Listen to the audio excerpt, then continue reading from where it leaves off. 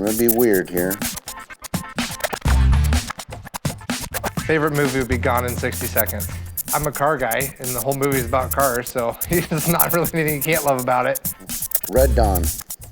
Favorite movie, I'll go with Dodgeball.